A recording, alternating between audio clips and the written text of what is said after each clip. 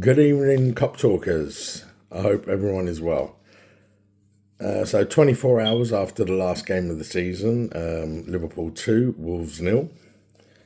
I had to take 24 hours before I did this one because it was just too emotional yesterday. Klopp's last game, seeing all the celebrations and the farewell speeches and saying goodbye to all the people leaving the club. The way it was portrayed and filmed on Sky was, really, really nice. So I just wasn't in the frame of mind to do the video yesterday, but obviously I thought I'm going to do it today.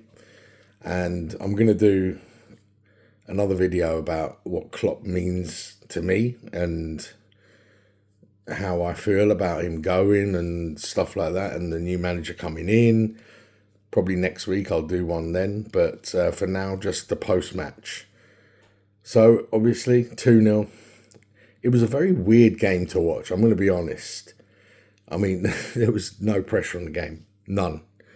It didn't really matter what happened because the celebrations were going to happen anyway, and Klopp was going to be celebrated, win, lose or draw. It was nice we won the game, I think. That was a nice, way for him to sign off. I think the atmosphere was amazing. The singing before the game, the flares, and it was just, I mean, I could have gone to the game. I did give my ticket to my mate Paul up in Liverpool.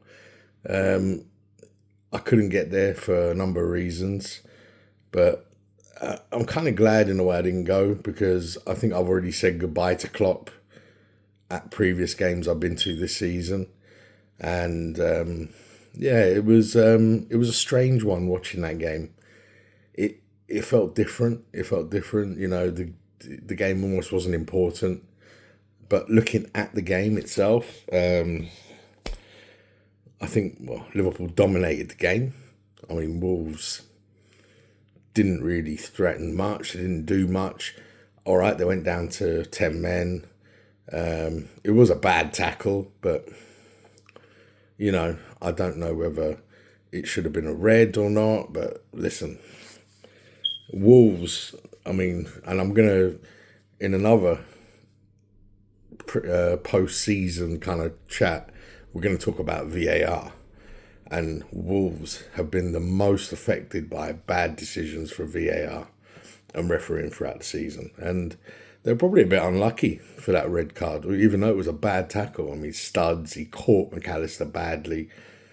But yeah, listen, that didn't help Wolves, but I don't think they would have won that game anyway. I think Liverpool were, the players were at it, the intensity was there. Good, I think Alisson did well. He had a good game. Van Dijk, Quansah, you could see a lot of them were desperate to score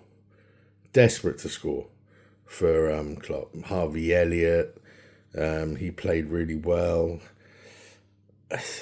Salah looked like he really tried as well.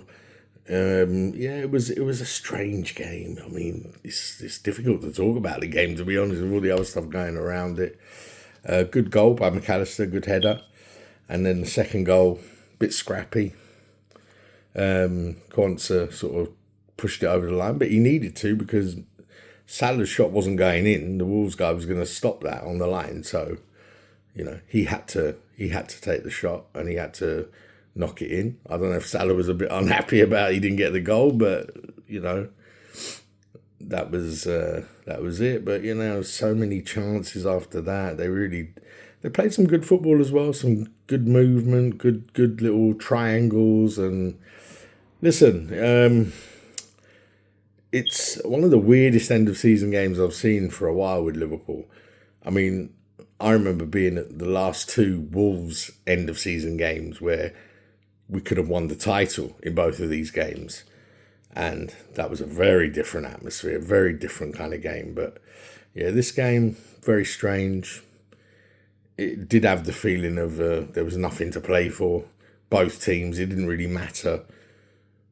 to either team, whether they won or lost, because their position wasn't going to change in the table, I don't think. And so, yeah, I mean, we secured third, 82 points. I think overall, if you look at the season, at the beginning of the season, if you'd have said third and a trophy, I would have said, yeah, we'll have that. But obviously, where we were 5 weeks ago, 6 weeks ago, to how it's ended, disappointing. So it's a mixed emotion, and as well with Klopp going again, mixed emotions as well. And but I'm optimistic about the future. I really am, and I think this team, it doesn't need major surgery. Maybe one or two additions. The new manager coming in doing some tweaks with the defending a little bit better, and I think we're almost there again. So yeah, I'm not too despondent. I will miss Klopp, yes, and I will get into that in the next video. But yeah, it's almost like I'm going to touch a little bit about Klopp going now, because obviously he's gone now. It's almost like, I think Carragher said it, it's almost like one of your best friends going to the other side of the world, say, so for us in the UK, going to, say, Australia or New Zealand to start their life there. And you know you're not going to see him every day like you used to. And it's kind of that feeling with Klopp going. Look, he's not my best friend. I don't know him, never met him. But you feel that connection with him as a Liverpool fan. And yeah, it's gonna be strange not seeing him next year. But as a Liverpool fan for 40 plus years, I think I've seen many people go, players, managers, who I've loved, you know, and Klopp will just be another one of those people in that collection of people to have left Liverpool. And ultimately, it's the fans, us, we're the ones that stay forever with the club. So I'm used to it in a way. It doesn't make it easier, I suppose. And listening to what people said about him, the players, the staff, and just everyone, you know, it's just amazing that he had that impact on everyone. And you know, he made people feel special, and he made people happy. He made the fans happy. He made me happy. You know, I don't care. We didn't win hundreds of trophies, but this Liverpool team that won the Champions League and the Premier League over that 2-year period, 2.5-year period, that was one of the best Liverpool teams I've ever seen. Did it have the success of the 80s teams? No. Even the 70s teams probably more successful. But the football they played for that 2.5-year period was unbelievable. And I will always be thankful to all of them and to Klopp for doing that and bringing us those magical moments and nights and games and the ride, you know, amazing. So the Wolves game didn't really matter too much to me. It wasn't going to change how I felt about Klopp either way. I think the players played for him in that last game. They gave him everything. And yeah, you could see he was a bit different on the touchline. He was just sitting there smiling, and the fans were singing his name and constantly. And the speech, although it was a little strange, his speech, I mean, I was expecting a little bit more emotional, but yeah, I mean, the speech, he was still very funny. Like when he said, it's going to be funny because he was talking, everyone was singing, I'm so glad Jurgen is, and people were, and he said, it'll be funny if you sing that next year. And I thought that was quite funny. But yeah, we'll miss him. And I know every Liverpool fan will miss him, even those that wanted the change. And me, I'm one of those. I think the time is right for the change now. So yeah, but it doesn't mean I won't miss him. As far as the game was concerned, it's really a nothing game. You know, we won the game, but it didn't really matter. Some good performances. I think Quansah showed he's a very good defender, and he's definitely one for the future, but he showed he could do the job now as well. I felt for Trent. Trent looked really upset yesterday. And it's true. He's only ever known Jurgen Klopp, so it's going to be huge for him. And yeah, how are the players going to react to a new manager? We don't know.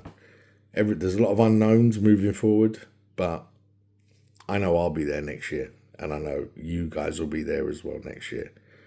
So yeah, for me, the game yesterday wasn't that important in terms of the result or the performance. It was all about saying goodbye to Klopp, and I think the fans did it properly. You know, they did it justice, and yeah, it said a lot that there was so many people there an hour and a half after the kickoff. And you got to remember, not everyone who was at that game lives in Liverpool.